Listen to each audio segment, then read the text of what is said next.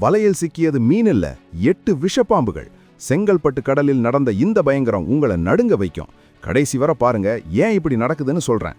செங்கல்பட்டு சதுரங்கப்பட்டினம் மீனவர் மனோஜ்குமார் வழக்கம் போல இறால் பிடிக்க கடலுக்கு போயிருக்காரு.